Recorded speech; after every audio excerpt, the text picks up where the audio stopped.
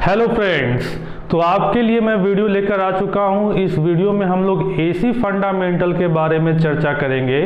ये मेरे कुछ स्टूडेंट्स के द्वारा डाउट पूछा गया था। उन्होंने यूट्यूब के ही जरिए कमेंट करके एसी फंडामेंटल का वीडियो बनाने के लिए बोला था।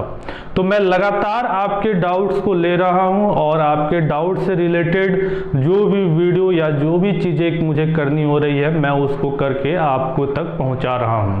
तो अगर आपके मन में भी कोई डाउट है पढ़ाई से रिलेटेड तो आप भी नीचे दिए हुए कमेंट बॉक्स में अपने डाउट को भेज सकते हैं। मैं कोशिश करूंगा कि जल्द से जल्द आपके डाउट को क्लियर करने के लिए वीडियो बनाकर आपके पास तक ला सकूं। तो फ्रेंड्स, आज हम लोग इस वीडियो में एसी फंडामेंटल के बारे में चर्चा करेंगे। आप क्लास 12 में पढ़ते हो या फिर पॉलिटेक्निक या फिर इंजीनियरिंग में पढ़ते हो, फर्स्ट ईयर में पढ़ते हो या फिर इलेक्ट्रिकल इंजीनियरिंग में पढ़ते हो या फिर आप किसी भी तरह इस फील्ड से रिलेटेड हो, तो आपके लिए यह वीडियो बहुत ही ज़्यादा इम्पॉर्टेंट होने वाला है। इस वीडियो में हम लोग एसी करंट को लेकर उसके फंडामेंटल चीज़ों के बारे में कंप्लीटली जानेंगे। साथ में हम लोग कुछ इससे रिलेटेड क्वेश्चन भी करेंगे। और फ्रेंड्स, एक आप लोगों के लिए मैं गिव अवे भी लाया हूँ। गिव अवे कहने का मतलब हुआ कि मैं कुछ गिफ्ट भी लेकर आया हूँ। इसमें क्या करना है आपको कि इस वीडियो में जो पूछे जाने वाले क्वेश्चन हैं, एक क्वेश्चन मैं दूंगा जिसका मैं आंसर नहीं बताऊंगा। आपको उस क्वेश्चन का आंसर नीचे दिए हुए कमेंट बॉक्स में कमेंट करना है और आपको इस चैनल को सब्सक्राइब करना है और वीडियो को लाइक करना है।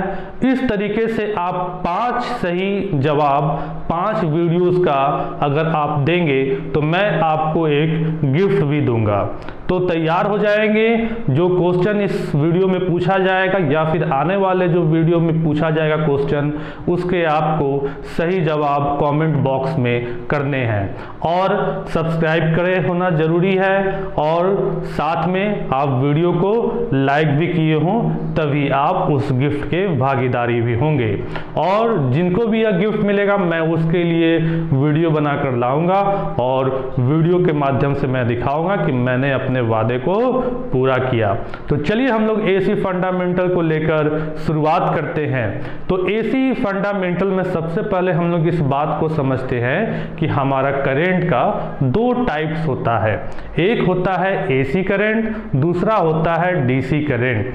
अब एसी करंट जो है वह सबसे ज्यादा यूज होने वाला करंट है, क्योंकि आप लोगों के घर तक जो करंट आ रहा है वह एसी करंट ही आ रहा है। तो एसी करंट का कुछ बेनिफिट है डीसी करंट की अपेक्षा। डीसी करंट का भी बेनिफिट है एसी करंट की अपेक्षा, लेकिन एसी करंट का जो बेनिफिट है वह इसको इकोनॉमिकल और ट्रांसमिट करने के लिए, डिस्ट्रीब्यूट करने के लिए ज़्यादा बेहतर बनाता है। तो इस मायने में एसी करंट जो है वह बहुत ही ज़्यादा इम्पॉर्टेंट हो जाता है। और अधिकतर तौर पर देखा जाए तो एसी करंट के माध्यम से ही हम लोग डीसी करंट का निर्माण करते हैं। एसी करंट को ही हम लोग डीसी करंट में कन्वर्ट करते हैं। जनरल तौर पर, इकोनॉमिकल तौर पर देखा जाए तो डीसी करंट को एसी करंट में कन्वर्ट करना इकोनॉमिकल नहीं होता है, लेकिन एसी करंट को डीसी करंट में कन्वर्ट करना बहुत ही इकोनॉमिकल होता है। तो एसी करंट जो है यहाँ पर बहुत ही ज़्यादा इम्पॉर्टेंट हो जाता है। साथ में हम बात करें तो डीसी करंट का जो कैरेक्टरिस्टिक्स है वह बहुत ही आसान सा कैरेक्टरिस्टिक्स है, ज़्यादा वेरिएशन नहीं है उसमें, जिसके कारण उसके बारे में स्टडी करना आसान हो जाता है। लेकिन एसी करंट का जो कैरेक्टरिस्टिक्स है वह वेरिएबल कैरेक्टरिस्टिक्स है, जिसके कारण एसी करंट का स्टडी करना थोड़ा सा लेंथी हो जाता है और बहुत ही ज़्यादा इम्पॉर्टेंट हो जाता है। तो चलिए हम लोग इस वीडियो को और आगे शुरू करते हैं और भी कुछ पॉइंट्स को हम लोग यहाँ पर देखते हैं। तो सबसे पहले हम एसी करंट की बात करें तो एसी करंट जो है हम कुछ इस प्रकार से दर्शाते हैं। ठीक है, ये हमारा एसी करंट हुआ। इसमें ये हमारा पॉजिटिव साइकिल हुआ, ये हमारा निगेटिव साइकिल हुआ, ये हमारा पीक वैल्यू हुआ जिसको हम एम्पलीट्यूड भी कहते हैं।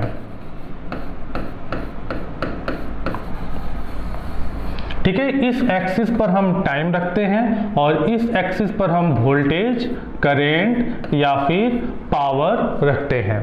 तो ये जो हमारा वैल्यू होगा, ये यहाँ पर अगर मैं मान लूँ कि वोल्टेज को लेकर बात किया जाए तो ये जो हमारा वैल्यू होगा वह Vm होगा, मैक्सिमम वोल्टेज होगा। वहीं पर अगर इस वैल्यू की बात की जाए तो ये वैल्यू भी हमारा मैक्सिमम वोल्टेज ही होगा, लेकिन अपोजिट डायरेक्शन में होगा, निगेटिव डायरेक्शन में होगा। तो ये हमारा AC करंट हुआ। वहीं पर अगर हम DC करंट की बात करें तो DC करंट जो होता है वो अगर मैं यहाँ पर टाइम ले लूँ और यहाँ पर वोल्टेज ले लूँ तो कुछ इस प्रकार से हम लोग DC करंट को रिप्रेजेंट करते हैं। अंतर क्या है, आपको साफ तौर पर दिख रहा होगा कि यहाँ पर जो AC करंट है वह अपना डायरेक्शन बार बार चेंज कर रहा है। तो AC करंट जो हमारा होता है वह बाई डायरेक्शनल होता है। ठीक है, दो डायरेक्शन है, पॉजिटिव और नेगेटिव। तो AC करंट हमारा बेसिकली कैसा होता है, बाई डायरेक्शनल होता है। वहीं पर DC करंट की अगर हम बात करें तो DC करंट हमारा कैसा होता है, यूनी डायरेक्शनल होता है।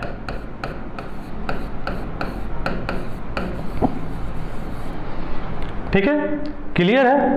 तो AC करंट में हमारा मैग्नीट्यूड जो है वह वेरी करते रहता है टाइम पीरियड पर, लेकिन DC करंट में हमारा जो मैग्नीट्यूड है वह वेरी नहीं करता है, वह फिक्स रहता है, कांस्टेंट रहता है। वहीं पर अगर मैं एक और ग्राफ बनाऊं तो जरा ध्यान देंगे। अगर मैं कुछ इस प्रकार से ग्राफ बनाऊं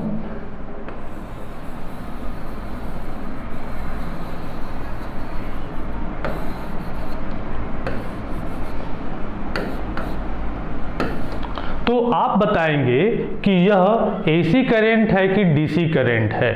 जरा देर इसको सोचकर आप बताएंगे, कमेंट नहीं करना है, मैं आपको यहाँ पर बताता हूँ। तो यह जो करंट है आपको कैसा दिख रहा है, आपको इस करंट में देखना है कि इसके डायरेक्शन कितने हैं। इसके एक ही डायरेक्शन है, केवल पॉजिटिव ही है, केवल पॉजिटिव ही है। तो इसका मतलब यह क्या बन गया, यूनी डायरेक्शनल बन गया। तो यूनी डायरेक्शनल हमारा कैसा करंट होता है, DC करंट होता है। हमेशा याद रखेंगे इस बात को। लेकिन अब इसका तो वैल्यू क्या हो रहा है, वेरी कर रहा है। मैंने तो पिछला जो ग्राफ बनाया उसमें तो मैंने सीधे ऐसे स्ट्रेट लाइन दिया। तो इसका मतलब क्या है कि यह जो DC करंट है यह प्योर DC करंट नहीं है। कैसा DC करंट है, यह पल्सेटिंग DC करंट है। ठीक है, तो यह कैसा DC है, पल्सेटिंग DC है। तो क्या क्या बातें निकल कर आई, दो बातें निकल कर आई कि अगर कोई करंट या फिर हम वेव की बात करें, करंट और वेव ये दोनों चीजें जो हैं सिमिलर हैं। तो अगर कोई करंट यूनी डायरेक्शनल है तो वह DC करंट होगा, चाहे उसका वैल्यू वेरी कर रहा हो। अगर वैल्यू वेरी कर रहा है तो वह पल्सेटिंग DC होगा। और वहीं पर अगर किसी करंट का दो डायरेक्शन होगा तो वह कैसा होगा, बाई डायरेक्शनल होगा और उसको हम AC करंट कहेंगे। तो आई होप कि आप इस बात को समझ गए होंगे। अब हम लोग कुछ और भी इंपॉर्टेंट चीज़ों को यहाँ पर देख लेते हैं। तो अगर मैं बात करूँ एम्पलीट्यूड, ठीक है, तो अब हम लोग समझ जाते हैं एम्पलीट्यूड हम लोग किसको कहते हैं।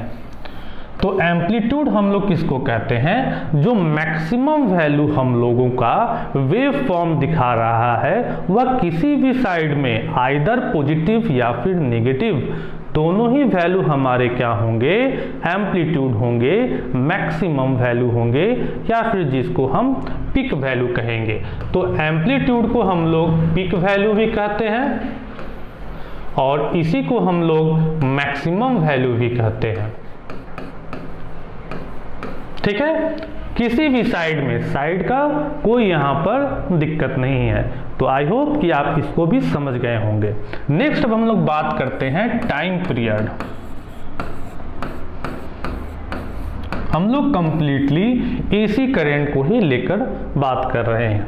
तो टाइम पीरियड हमारा क्या होगा, देखेंगे कि अगर मैंने कोई ग्राफ बनाया और इस ग्राफ में यह पॉजिटिव साइकिल है, यह नेगेटिव साइकिल है, तो यह एक आधा साइकिल है, यह भी एक आधा साइकिल है। इन दोनों साइकिल को हम मिला दें तो हमको क्या मिलेगा, एक फुल साइकिल मिलेगा। तो एक फुल साइकिल को कंप्लीट करने में इसने जितना टाइम लिया उसी को हम लोग क्या कहते हैं, टाइम पीरियड कहते हैं। ठीक है, मतलब वन कंप्लीट साइकिल, ऐसे लिखता हूं, time taken to complete one cycle. ठीक है, तो इसको हम लोग क्या कहते हैं, टाइम पीरियड कहते हैं। अब टाइम पीरियड को हम लोग दिखाने के लिए टी सिंबल का इस्तेमाल करते हैं। कैपिटल टी भी कर सकते हैं, स्मॉल टी भी कर सकते हैं। यूनिट हम लोग इसका जनरली सेकंड ही रखते हैं, मिनट या आवर में नहीं रखते हैं, क्योंकि यह काम जो है बहुत ही फास्ट तरीके से हो रहा होता है। अब हम लोग आगे पॉइंट को समझते हैं, फ्रीक्वेंसी।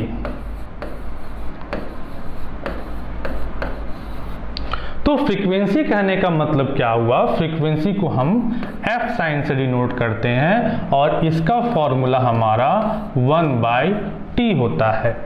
तो फ्रीक्वेंसी कहने का मतलब हुआ कि number of cycle passing in पर सेकेंड। अब एक सेकंड में एक ही साइकिल तो नहीं पास हो रहा है, बहुत सारा साइकिल पास हो रहा है। वन कंप्लीट साइकिल जो है वह एक सेकंड में काफ़ी ज़्यादा बन रहे हैं। तो इसी के हिसाब से हम लोग फ्रीक्वेंसी निकालते हैं कि नंबर ऑफ साइकिल पासेस इन पर सेकेंड। ठीक है, तो हम लोग इसी के हिसाब से अपना फ्रीक्वेंसी निकालते हैं। इसकी यूनिट की बात करें तो चूंकि टाइम का यूनिट सेकंड होता है, तो इसका जो डिराइव्ड यूनिट होगा वह सेकंड इनवर्स होगा और एसआई यूनिट जो होगा वह हर्ट्ज होगा। तो चलिए, आप यहां तक बातों को समझ गए।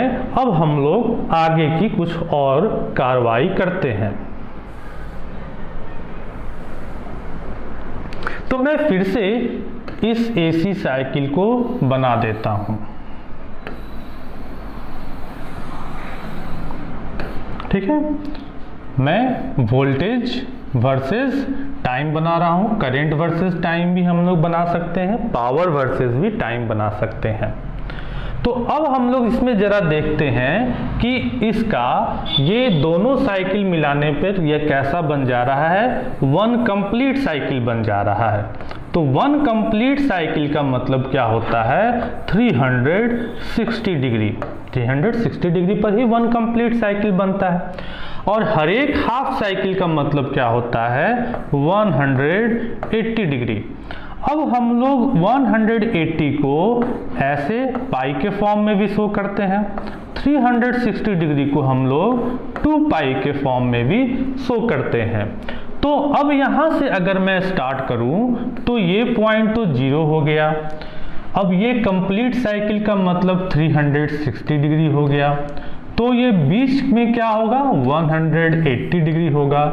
और यानी कि यहाँ के बीच में क्या होगा, 90 डिग्री होगा।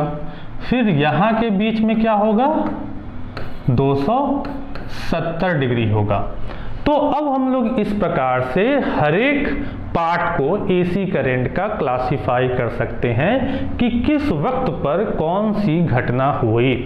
तो इस ग्राफ में हमको क्या दिखा कि 90 डिग्री पर यह वैल्यू जो है वह मैक्सिमम हो गया, 180 डिग्री पर 0 हो गया, 270 डिग्री पर मैक्सिमम वैल्यू रहा लेकिन अपोजिट डायरेक्शन का रहा, और 360 डिग्री पर यह फिर से 0 हो गया। तो जब हम डिग्री की बात कर रहे हैं तो डिग्री की बात करने का मतलब हम इसको कैसे रिप्रेजेंट कर रहे हैं, थीटा में रिप्रेजेंट कर रहे हैं। तो यहाँ पर हमने टाइम के जगह पर क्या रखा है, थीटा रखा है। अब हम लोग इसको एक और तरीके से रिप्रेजेंट कर सकते हैं, जैसे कि 90 को हम लोग π/2, 180 को हम लोग पाई, 270 को हम लोग 3π/2 और 360 को हम लोग 2π ऐसा भी लिख सकते हैं। अब जब हम लोग π/2, पाई, 3π/2 और 2π के वैल्यू में जब इसको डिनोट कर रहे हैं तो इसका मतलब है कि हम लोग एंगुलर में बात कर रहे हैं और ओमेगा टी हमारा इसका रिप्रेजेंटेशन हो जाएगा। यानी कि टाइम के जगह पर हम लोग क्या रखे हैं, ओमेगा टी रखे हैं। तो ओमेगा टी में अगर हम लोग रिप्रेजेंट करते हैं तो π/2 या 2π या फिर 3π/2 के टर्म में रिप्रेजेंट करते हैं। वहीं पर थीटा में हम लोग कैसे रिप्रेजेंट करते हैं, तो 90 डिग्री, 180 डिग्री, कुछ इस प्रकार से हम लोग थीटा में रिप्रेजेंट करते हैं। तो यहाँ पर ये जो बात निकल कर आती है, ये बात फेज के रिप्रेजेंटेशन को लेकर निकल कर आती है। तो हम लोग यहाँ पर अपने फेज को दो तरीके से रिप्रेजेंट कर सकते हैं। एक तो थीटा के फॉर्म में रिप्रेजेंट कर सकते हैं और दूसरा ओमेगा टी के फॉर्म में रिप्रेजेंट कर सकते हैं। ये हम लोगों ने जो भी रिप्रेजेंटेशन किया है यह फेज का रिप्रेजेंटेशन किया है। तो चलिए अब हम लोग यहाँ पर ओमेगा टी को लेकर कुछ और भी चर्चा कर लेते हैं कि आखिर यह ओमेगा टी का जो कंसेप्ट है ये कहाँ से आया और ये क्या बातें बताना चाह रहा है। तो चलिए अब हम लोग फिर से एक बार इस वेव फॉर्म को बनाते हैं और फिर से कुछ और भी पॉइंट को समझते हैं। तो मान लीजिए कि मैंने कुछ इस प्रकार से वेव फॉर्म बना दिया। अब हम लोग जो यहाँ पर चीज़ों को दिखाने वाले हैं वह ओमेगा टी के फॉर्म में दिखाने वाले हैं। तो ये हमारा क्या हुआ, 0 हुआ, ये हमारा क्या हुआ, π/2 हुआ, ये हमारा क्या हुआ, पाई हुआ, ये हमारा 3π/2 हुआ और ये हमारा 2π हुआ। ठीक है, तो अब जरा देखेंगे कि इस वेव फॉर्म में एक कंप्लीट साइकिल को करने में कोई टाइम लगा होगा। ठीक है, तो मैं मान लेता हूं कि इसको 1 कंप्लीट साइकिल करने में t टाइम लगा। तो इससे हमें क्या पता चला कि t = t। ठीक है, अब हम लोग क्या करते हैं कि टाइम हमारा यहाँ पर कितना है, यहाँ से लेकर यहाँ तक है, 0 से लेकर 2π तक है, इतना ही टाइम है ना। तो टाइम हमारा यहाँ पर कितना है, 2π है। और t को हम लोगों ने किस प्रकार से दर्शाया है, तो ओमेगा टी के फॉर्म में दर्शाया है। कहीं से कोई दिक्कत नहीं है। ओके, जब हमारे पास टाइम 2π है तो हमने ओमेगा टी के हिसाब से इसको लिखा। डिग्री होता तब तो कोई दिक्कत ही नहीं था। अब हम लोग यहाँ से टाइम का वैल्यू कैलकुलेट करेंगे तो टाइम t = हमारा कितना होगा, 2π/ओमेगा हो जाएगा। ठीक है, हमारा क्या हो जाएगा, t = 2π/ओमेगा हो जाएगा। अच्छा, अब ओमेगा हमारा यहाँ पर क्या है, तो ओमेगा क्या होता है, एंगुलर फ्रीक्वेंसी होता है। ठीक है, मोशन जो होते हैं वह लीनियर और एंगुलर दो तरह के मोशन होते हैं। लीनियर मतलब रेखीय सीधा लाइन पर जो चल रहा है, एंगुलर मतलब जो क्या कर रहा है, बार बार अपनी एंगल को चेंज कर रहा है, वह सीधा लाइन पर नहीं चल रहा है। तो यहाँ पर तो हमारा सीधा लाइन पर नहीं चल रहा है, एंगल चेंजेस हो रहा है हमेशा। तो ओमेगा हमारा क्या होता है, एंगुलर फ्रीक्वेंसी होता है। ठीक है, तो एंगुलर फ्रीक्वेंसी हुआ तो एंगुलर फ्रीक्वेंसी का यूनिट क्या हो जाएगा, एंगल का यूनिट क्या होता है, रेडियन होता है। ठीक है, तो रेडियन हुआ, रेडियन पर फ्रीक्वेंसी है तो क्या हो गया, रेडियन पर सेकंड हो गया एंगुलर फ्रीक्वेंसी का यूनिट। चलिए और भी हम लोग इसमें कुछ और पॉइंट्स को देखते हैं। तो अब हम लोग क्या करें, अगर हम लोगों ने ये ओमेगा टी किया तो ओमेगा टी का मतलब क्या हुआ, रेडियन पर सेकंड तो यह पहले से था ही और इनटू सेकंड कर दिए तो सेकंड से सेकंड कट गया तो क्या हमको बचा, हमको बचा रेडियन, यानी कि ओमेगा टी हमारा रेडियन है। ठीक है, ध्यान रखेंगे ओमेगा टी हमारा क्या हो जाएगा, रेडियन बन जाएगा और ओमेगा हमारा क्या होगा, फ्रीक्वेंसी होगा, एंगुलर फ्रीक्वेंसी होगा। तो जब भी आप लिखेंगे तो इसका ध्यान रखेंगे। चलिए, तो ओमेगा टी हमारा रेडियन हो गया, यानी कि ओमेगा टी हमारा क्या दर्शा रहा है, एंगल को दर्शा रहा है। क्लियर है। अब हम लोग इसकी फ्रीक्वेंसी की अगर चर्चा करें तो f इज इक्वल टू क्या होता है, 1/t होता है।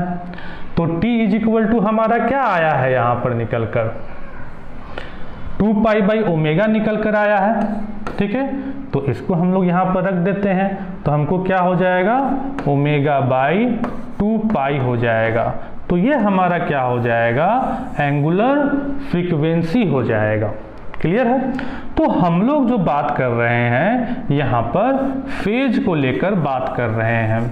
फेज हमारा दो तरीके से रिप्रेजेंट हो सकता है, मैंने बताया, एक थीटा में और एक ओमेगा टी में। अब यह फेज है क्या, तो मैं इसका डिफिनेशन लिख देता हूं। It is defined as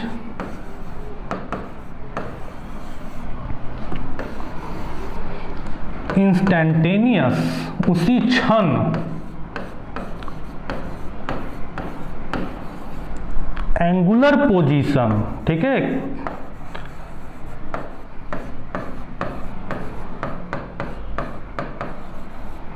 of wave form. ठीक है, तो कोई वेव फॉर्म है और उस वेव फॉर्म का कहां पर मैक्सिमम हो रहा है, कहां पर मिनिमम हो रहा है, तो उस पोजीशन को दर्शाने के लिए हम लोग जिस सिस्टम का इस्तेमाल करते हैं उसी को हम लोग क्या कहते हैं, फेज कहते हैं। और इसको हम लोग थीटा और ओमेगा टी के टर्म में रिप्रेजेंट करते हैं कि इतना थीटा के वक्त या इतना ओमेगा टी के वक्त यह वेव फॉर्म का वैल्यू मैक्सिमम हो जाता है और या फिर मिनिमम हो जाता है। तो आई होप कि आप इसको यहाँ तक समझ गए होंगे। अब हम लोग कुछ और आगे की ओर बढ़ते हैं। तो अभी हम लोगों ने जितनी भी बातें की वह सभी बातें हम लोगों ने सिंगल फेज वेव फॉर्म को लेकर बात किया। ठीक है, एक ही वेव फॉर्म मैंने बनाया तो ये हमारा क्या हो गया, सिंगल फेज वेव फॉर्म हो गया। अब हम लोग जो यहाँ पर बातें करेंगे वह हम लोग 2 फेज और 3 फेज को लेकर बातें करेंगे। तो हमारा बेसिकली एसी करंट जो होता है वह सिंगल फेज को दर्शाने के लिए हम लोग इस तरह के सिंबल का इस्तेमाल करते हैं, या फिर 2 फेज या फिर 3 फेज का होता है। तो अब हम लोग मल्टीपल फेज को लेकर यहाँ पर चर्चा करते हैं। तो सबसे पहले हम लोग यहाँ पर 2 फेज को लेकर चर्चा करते हैं। 2 फेज के ही अनुसार आप 3 फेज के कंसेप्ट को भी समझ जाएंगे। तो 2 फेज कहने का मतलब हुआ कि हमारा कुछ एक फेज इस प्रकार से है और दूसरा फेज कुछ इस प्रकार से है। तो मैंने एक ही ग्राफ पर 2 वेवफॉर्म बना दिया। अब हम लोग इसमें देखते हैं कि इसमें हमने जो एक वैल्यू लिया है वह वोल्टेज के लिए लिया है। मैं लिख देता हूँ वोल्टेज एट टाइम t, और ये जो वैल्यू मैंने लिया वह करंट के लिए लिया, तो करंट एट टाइम t। तो अब इस वेव फॉर्म में आपको क्या दिख रहा है, अब इस वेव फॉर्म में 2 चीजें दिख रही हैं। तो क्या क्या दिखा, पहले दिखा कि 0 डिग्री पर वोल्टेज और करंट दोनों 0 हो जा रहा है, 90 डिग्री पर वोल्टेज और करंट दोनों मैक्सिमम हो जा रहा है, फिर 180 डिग्री पर दोनों 0 हो जा रहा है, फिर 270 डिग्री पर दोनों मैक्सिमम हो जा रहा है लेकिन अपोजिट डायरेक्शन का हो जा रहा है, फिर यहाँ पर 360 डिग्री पर फिर दोनों जीरो हो जा रहा है। तो यहाँ से बात क्या निकल कर आई, यह निकल कर आई कि वोल्टेज और करंट जो है वह एक साथ मैक्सिमम और मिनिमम हो रहा है, यानी कि इनके फेज में कोई भी डिफरेंस नहीं है। तो हम अगर फेज को इस तरीके से थीटा के फॉर्म में दिखाएं तो हम लिखें कि कोई भी इनके बीच में फेज डिफरेंस नहीं है, 0 डिग्री का फेज डिफरेंस इनके बीच में है। तो इस वेव फॉर्म में हमें पता चला कि किस प्रकार से 0 फेज डिफरेंस के फॉर्म में हमारा ग्राफ तैयार हो सकता है। अब हम लोग कुछ फेज डिफरेंस क्रिएट करके सिचुएशन को देखते हैं।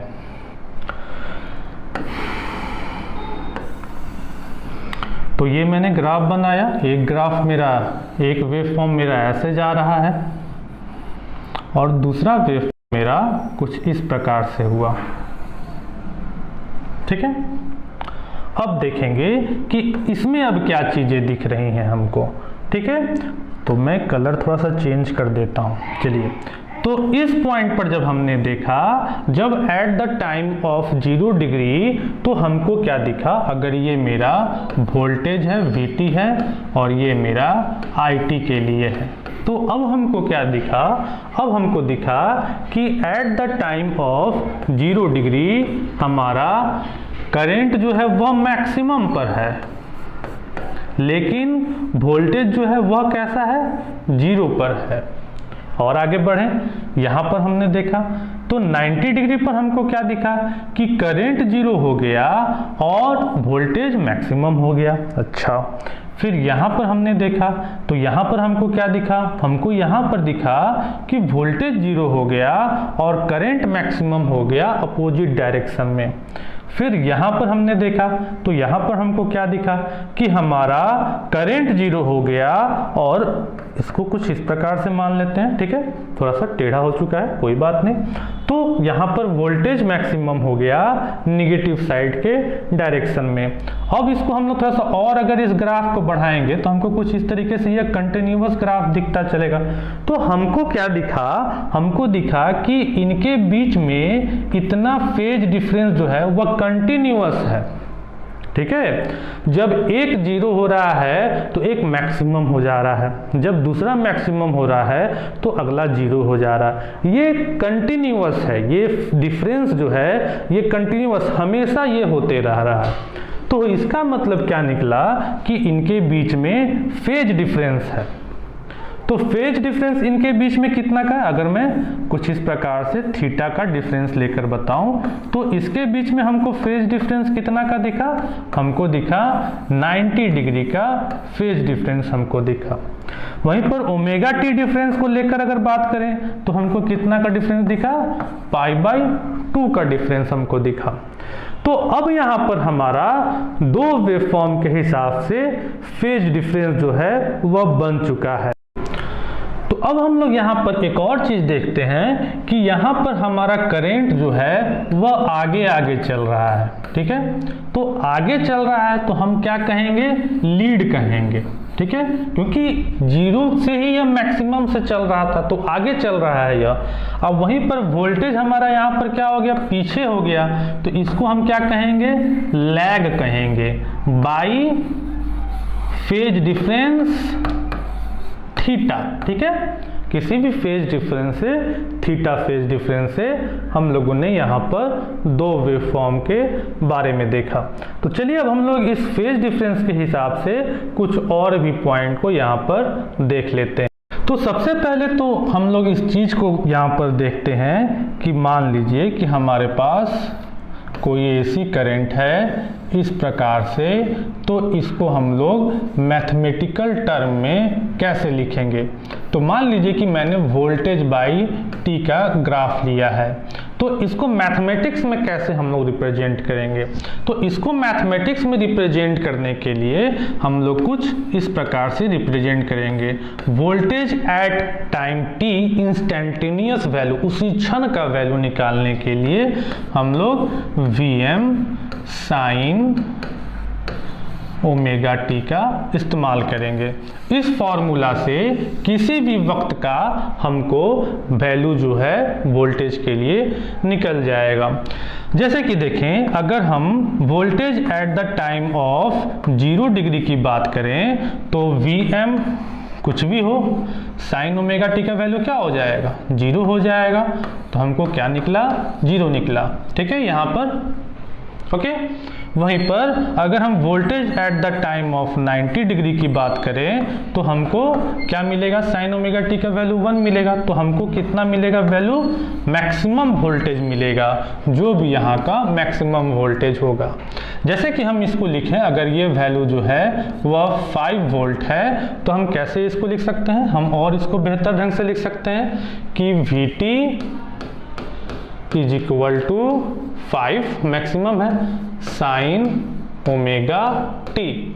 अब इसी हिसाब से हम लोग लिख सकते हैं कि V0 टाइम पर यह कितना होगा, 0 होगा, और at the angle of 90 degree पर यह क्या हो जाएगा, मैक्सिमम 5 Vm हो जाएगा। तो आप इस पॉइंट को समझ चुके होंगे। अब हम लोग कुछ इसी को फेज डिफरेंस करके, फेज डिफरेंस क्रिएट करके समझते हैं। तो मान लीजिए कि मैंने कोई ग्राफ बनाया और यह ग्राफ जो है कुछ इस प्रकार से शुरू हुआ। ठीक है, तो ये वाला कहाँ होगा, ये वाला यहाँ होगा ना। तो अब इस ग्राफ में क्या दिख रहा है, अब इस ग्राफ में मुझे दिख रहा है कि इसके बीच में इतना फेज डिफरेंस है। तो मैं मान लेता हूँ कोई थीटा एंगल का इसके बीच में फेज डिफरेंस। तो अब जो हमको यहाँ पर फेज डिफरेंस दिख रहा है वह कितना का दिख रहा है, थीटा का दिख रहा है। तब ऐसे कंडीशन में इस वेवफॉर्म को रिप्रेजेंट करने के लिए हम लोग क्या करेंगे, Vm साइन ओमेगा टी, और ये तो माइनस में हम इसको लेंगे क्योंकि ये हमारा कैसे है, पीछे चल रहा है, लैग कर रहा है। तो हम इसको क्या कर देंगे, माइनस थीटा में ले लेंगे। माइनस हमारा यहाँ पर क्या बता रहा है कि यह क्या है, लैग हो रहा है, पीछे चल रहा है, 0 से स्टार्ट नहीं हुआ, थोड़ी देर से यह स्टार्ट हुआ। ठीक है, तो ये हमारा क्या हो गया, इस फेज को, इस फेज डिफरेंस को रिप्रेजेंट करने का तरीका हो गया। वहीं पर अगर मैं इस प्रकार से वेवफॉर्म ले लेता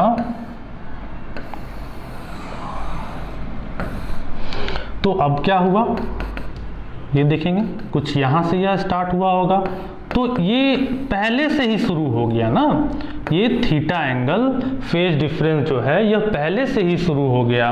तो इस पहले से शुरू हो गया तो पहले को हम क्या कहते हैं, लीड कहते हैं। तो हम इसके लिए क्या कैसे लिखेंगे, हम लिखेंगे VT is equal to Vm sine omega t plus theta. इस प्रकार से हम लिखेंगे।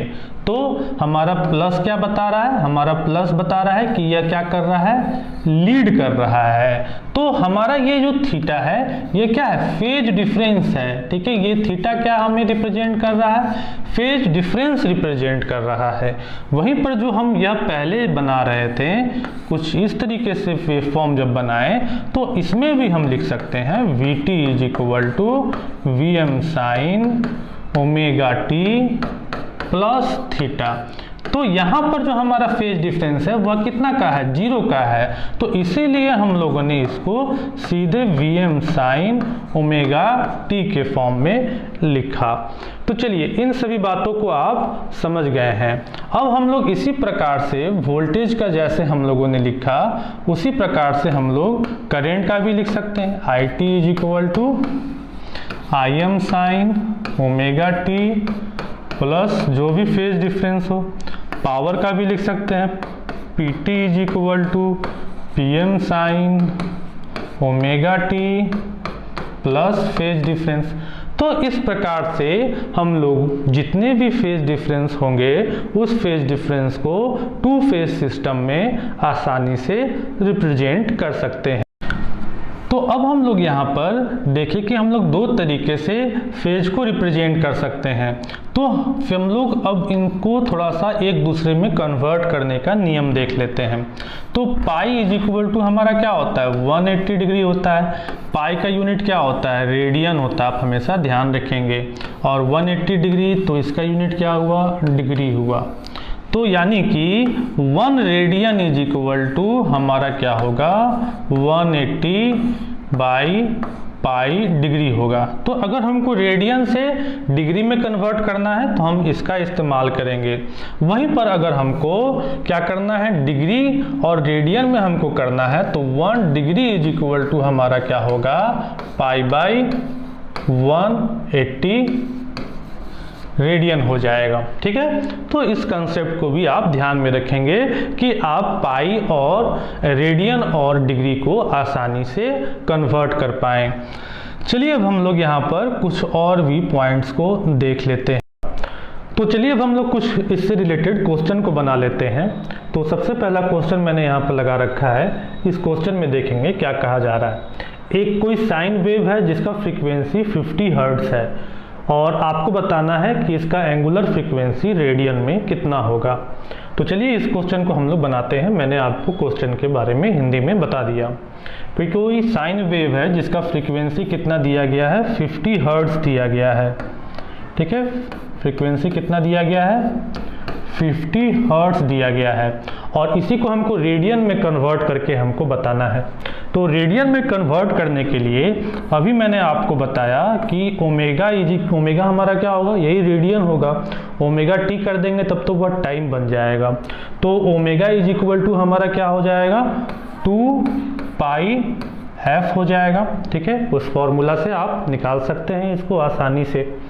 तो 2 पाई एफ हो जाएगा तो हम इसको कर देते हैं 2 पाई 50, यानी कि यह कितना हो गया, यह हो गया 100 पाई। ठीक है, तो इस प्रकार से हमारा ओमेगा में यह फ्रीक्वेंसी जो है वह कन्वर्ट हो जाता है। अगर 50 हर्ट्ज का कोई फ्रीक्वेंसी है तो उसको अगर हम रेडियन में दिखाना चाहें तो इस प्रकार से हम इसको दिखा सकते हैं। तो चलिए ये क्वेश्चन अब आप समझ गए हैं, तो आगे की ओर हम लोग समझते हैं। हम लोग क्वेश्चन के ही हिसाब से अपने कुछ कंसेप्ट्स को भी यहाँ पर देखते हुए जा रहे हैं। तो नेक्स्ट क्वेश्चन मैंने लगा दिया है। नेक्स्ट क्वेश्चन के बारे में देखेंगे कि यहाँ पर अब क्या बात कहा जा रहा है। तो यहाँ पर बातें कही जा रही हैं कि time period of N alternating quantity is 0.02 second, it's frequency will be. तो कह रहा है कि कोई ऐसी करंट है उसका टाइम पीरियड कितना है, 0.02 सेकेंड है। टाइम पीरियड कहने का मतलब क्या हुआ कि एक कंप्लीट साइकिल करने में इसको 0.02 सेकेंड का टाइम लग रहा है। तो बताना है कि फ्रीक्वेंसी क्या होगा। तो फ्रीक्वेंसी इज इक्वल टू क्या होता है, 1/t होता है। तो हम इसको कर देते हैं 0.02। तो 0.02 किए तो डेसिमल हटाने के लिए हम ऐसा कर देते हैं। तो इसका मतलब क्या हो गया, 50 हर्ट्ज हो गया। अब देखिए यहाँ पर सीखने वाली बात है कि यही 50 हर्ट्ज का एसी करंट जो है वो हमारे घर में सप्लाई हो रहा है। तो इस 50 हर्ट्ज का एसी करंट में जो एक वेव फॉर्म है, एक वेव जो है वह कितने देर में पास कर जा रहा है, तो 0.02 सेकेंड में यह पास कर जा रहा है। 1 कंप्लीट साइकिल यह बना ले रहा है। अब यह 1 कंप्लीट साइकिल बनाने के दरमियान देखिए एक बार 0 यहाँ पर हो गया, एक बार 0 यहाँ पर हो गया, एक बार 0 यहाँ पर हो गया। तो जब जब 0 हुआ तब तक करंट का मैग्नीट्यूड भी 0 हो गया। अब यहाँ पर एक गौर करने वाली बात है कि करंट का मैग्नीट्यूड एसी करंट में हमेशा क्या हो जाता है, कुछ कुछ अंतराल के बाद 0 हो जाता है। अब 0 कहने का मतलब कि कट ऑफ सप्लाई, ठीक है, सप्लाई ही कट हो जाता है। तो सप्लाई कट हो जाता है तो इसका मतलब क्या है कि अगर मान लीजिए कि हम किसी एसी करंट के थ्रू हम बल्ब को जला रहे हैं, जनरली तौर पर आपके घर में जो बल्ब जल रहा होगा वह एसी करंट पर ही जल रहा होगा। अब यह बल्ब जो है, इस बल्ब को करंट का सप्लाई प्रत्येक 0.02 सेकेंड पर इतनी बार 0 हो जा रहा है, इतनी बार इसको सप्लाई ही नहीं मिल रहा है। तो इसका मतलब क्या हुआ कि बल्ब को क्या हो जाना चाहिए, बंद हो जाना चाहिए। तो यह बिल्कुल बल्ब जो है वह 0.02 सेकेंड में इतनी बार क्या हो जा रहा है, बंद हो जा रहा है और बंद होकर फिर ऑन हो रहा है। तो अब ये बंद होकर ऑन हो रहा है, लेकिन हमको तो आंख से नहीं दिख रहा है। तो ऐसा इसलिए हमको नहीं दिख रहा है, बल्ब का बंद होना हमको नहीं दिख रहा है, क्योंकि यह काम जो है इतना हाई स्पीड से चल रहा है कि हमारी आंखें जो है इसको सेंस नहीं कर पा रही है, इस सडन चेंज को सेंस नहीं कर पा रही है, और इसीलिए हमको अपना बल्ब जो है वह कंटिन्यू ग्लो करता हुआ दिख रहा है, जबकि ऐसा हो नहीं रहा है। तो चलिए आप इससे भी कुछ बातें जो है समझ गए होंगे। अब हम लोग कुछ नेक्स्ट क्वेश्चन को भी देख लेते हैं। तो नेक्स्ट क्वेश्चन यहाँ पर मैंने लगा रखा है। इस क्वेश्चन में क्या कर रहा है कि कोई एसी करंट है जिसका वेवफॉर्म दिया गया है 200 sin 100 पाई टी, और आफ्टर कितने सेकंड के बाद यह 100 एम्पियर का वैल्यू अचीव कर लेगा, यह बताना है। ठीक है, तो चलिए इस क्वेश्चन को भी हम लोग बना लेते हैं। तो क्या वेवफॉर्म दिया है, वेवफॉर्म दिया है 200 sin 100 पाई टी, यही दिया है। ये 200 क्या है, ये मैक्सिमम वैल्यू है। ठीक है, ये आई मैक्स है, ठीक है ना, और ये क्या है, ये फेज है। ठीक है, फेज है यह। तो चलिए अब इसको हम लोग सॉल्व कर लेते हैं। बोलता है कि यह मैक्सिमम 100 एम्पियर का कब बन जाएगा। तो ये तो हम लोगों का कुछ आई टी इंस्टेंटेनियस के लिए यह बताया है, तो ये इसको हमको क्या बना देना है, 100 बना देना है। तो इसको हमको 100 बनाना है, ये 200 sin 100 पाई टी को। ठीक है, तो इसको हम लोग सॉल्व करते हैं। तो इसको सॉल्व करेंगे तो 100/200 कर ले, तो इधर हो गया sin 100 पाई टी। तो ये कट गया, ये कट गया, बचा क्या, 1/2 बचा ना। तो अब देखिए 1/2 साइन के किस में यह वैल्यू आता है। ठीक है, कितने डिग्री पर साइन में 1/2 का वैल्यू चला आता है। तो कितने डिग्री पर आता है, 30 डिग्री पर आता है ना। साइन 30 डिग्री का वैल्यू क्या होता है, 1/2 होता है। तो अब हम इसको लिख देते हैं sine 30 degree is equal to sine 100 pi t, लिख सकते हैं। अच्छा, अब साइन को हम क्या कर देते हैं, काट लेते हैं, क्योंकि इधर भी डिग्री है, इधर भी 100 पाई टी आ गया, तो इधर भी डिग्री ही आ गया है। ओके, तो हम इसको क्या करते हैं, इस साइन 30 को भी हम पाई टी के फॉर्म में लिख लेते हैं सबसे पहले। तो पाई टी के फॉर्म में जब हम साइन 30 को लिखेंगे तो कैसे लिखेंगे, हम लिखेंगे π/6 के फॉर्म में लिखेंगे ना। तो अब हमारा क्या हो गया, π/6 is equal to 100 pi T हो गया। तो यहाँ से अब हमको क्या है, ये 100 ये कट गया, तो t इज इक्वल टू हमको क्या मिला, t इज इक्वल टू हमको 1/600 सेकेंड मिल गया। ठीक है, तो इस करंट का जो 100 एम्पियर वैल्यू कब आएगा, तो 1/600 सेकेंड पर 100 वैल्यू इस करंट का हो जाएगा। ऐसे मैक्सिमम वैल्यू जो है वह 200 इसका वैल्यू है जिसके बारे में। तो अब इससे क्या पता चला, इससे पता चला कि हम लोग किसी भी टाइम पर, ठीक है, किसी भी टाइम पर हम लोग ऐसे करंट का उसका इंस्टेंटेनियस वैल्यू पता कर सकते हैं। क्लियर है बात। चलिए तो हम लोग और आगे की ओर कुछ क्वेश्चन देख लेते हैं। अब नेक्स्ट क्वेश्चन कह रहा है कि कोई करंट है सर्किट में जिसका इतना वैल्यू दिया गया, I is equal to 100 sine 314 t दिया गया एम्पेयर। तो आपको बताना है कि इसका मैक्सिमम वैल्यू क्या है और फ्रीक्वेंसी ऑफ करंट इसका क्या होगा। तो क्या दिया गया value, I is equal to 100 sine 314 t. ठीक है, यही दिया गया है। ठीक है, हम इसको IT अगर लिख दें, at the time of t लिख दें।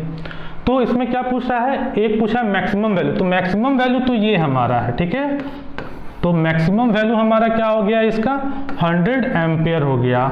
और फ्रीक्वेंसी इसका क्या होगा, तो फ्रीक्वेंसी इसका क्या होगा, इसका जवाब आपको कमेंट बॉक्स में देना है, जैसा कि मैंने बोला। और अगर आप इस तरह के 5 क्वेश्चन का रेगुलर जवाब देते हैं अपने ही फील्ड से, कोई ज़रूरी नहीं है कि आपको दूसरे के फील्ड में जाकर जवाब देना है। और अगर आपने चैनल को सब्सक्राइब किया है और लाइक भी करते हैं वीडियो को, तो मैं आपको कुछ गिफ्ट दूंगा। तो इसका जवाब आप कमेंट बॉक्स में ज़रूर करेंगे। ओके, चलिए, तो यहाँ तक हम लोग कर गए। अब हम लोग कुछ और भी दूसरे क्वेश्चन को देखते हैं। तो अब मैंने यहाँ पर एक क्वेश्चन लगा दिया है। इस क्वेश्चन में देखेंगे क्या कर रहा है कि दो वेवफॉर्म, एसी वेवफॉर्म दिया गया है कुछ इस प्रकार का। आपको बताना है कि इनके बीच में फेज डिफरेंस कितना होगा। तो चलिए इसको हम लोग सॉल्व कर लेते हैं कि इनके बीच में फेज डिफरेंस कितना होगा। तो मैं यही इसी क्वेश्चन में इसको बनाने की कोशिश करता हूँ।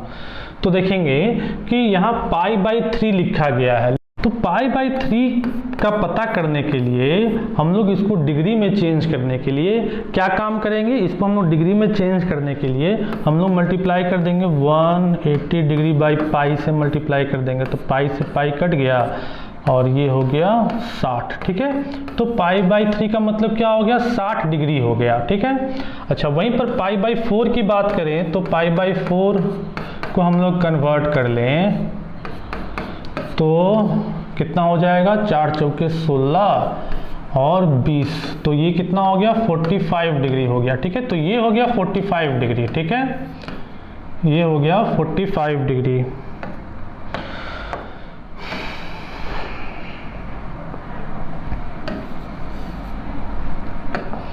ठीक है, ये हो गया 45 डिग्री और ये हो गया 60 डिग्री। ठीक है, ये हो गया 60 डिग्री।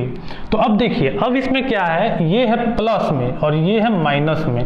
तो अगर हम इसको ड्रॉ करें तो ये वाला मेरा कुछ इधर की ओर है ना 60 डिग्री तक, और ये वाला माइनस में है तो ये वाला इधर की ओर है कितना 45 डिग्री तक। तो अब इनके बीच का फेज डिफरेंस कितना होगा, यहाँ से लेकर यहाँ तक का फेज डिफरेंस हो गया। तो आपको प्लस माइनस का भी ख्याल रखना है फेज डिफरेंस में, ऐसा नहीं कि सीधे उसको घटा बढ़ा देना है। तो यहाँ से हमको कितना फेज डिफरेंस निकला, हमको इसका फेज डिफरेंस 105 डिग्री निकला। ठीक है, तो वहीं पर अगर हमारा कुछ इस तरीके से दिया हुआ होता तो फिर हम आसानी से सीधे 70 माइनस 30 करते और 40 डिग्री हम निकाल लेते। ठीक है, लेकिन हमारा यहाँ पर क्या दिया गया है, हमारा यहाँ पर एक पॉजिटिव में एक निगेटिव में, तो चीज़ें हमने कुछ इस प्रकार से निकाली कि इधर की ओर -45 डिग्री, उधर की ओर 60 डिग्री, तो फेज डिफरेंस इसमें कितना हो गया, कुछ इस प्रकार से हो गया। अब अगर वहीं पर मैं इसी इक्वेशन को अगर मैं लिख देता, इस ओमेगा टी 30 डिग्री के जगह पर मैं क्या कर देता कि ओमेगा टी -30 डिग्री लिख देता, और इसके जगह पर अगर मैं लिख देता ओमेगा टी -70 डिग्री लिख देता। तब फिर अब इसके बीच में कैसे हम लोग फेज डिफरेंस क्रिएट करते हैं, तो देखेंगे कि 30 डिग्री हमारा यहाँ पर हो गया माइनस में। ठीक है, और 70 डिग्री हमारा यहाँ पर हो गया माइनस में। तो अब इसके बीच में फेज डिफरेंस जो है वो यहाँ पर आ रहा है, जो कि कितना का हो रहा है, -40 डिग्री का हो रहा है। तो आई होप कि फ्रेंड आपको ये वीडियो पसंद आया होगा और काफ़ी कुछ चीज़ें आपको सीखने के लिए मिली होंगी। तो इस वीडियो को ज़रूर लाइक करेंगे और कमेंट बिल्कुल करेंगे कि आपको ये वीडियो कैसा लगा, मुझे ज़रूर बताएंगे, ताकि मैं आपके लिए इस तरह की बहुत सारी वीडियो बनाकर लेकर आऊँ। और कोई भी डाउट अगर आपके मन में है तो आप कमेंट देंगे। अगर आप मुझसे चैट करना चाहते हैं, अगर आप मुझसे और भी चीज़ें जानना चाहते हैं, तो नीचे दिए हुए डिस्क्रिप्शन बॉक्स से आप लिंक के थ्रू ऐप भी डाउनलोड कर सकते हैं। और अगर चैनल पर नए हैं तो सब्सक्राइब कर लेंगे और बेल बटन को ऑन कर लेंगे कि अगले वीडियो का नोटिफिकेशन जो है वो आपके पास सीधे पहुंच जाए। तो फ्रेंड्स, आई होप कि आपको यह वीडियो पसंद आया होगा। फिर हम लोग मिलेंगे इसी तरह के किसी और नए वीडियो के साथ। तब तक के लिए थैंक्स, बाय बाय।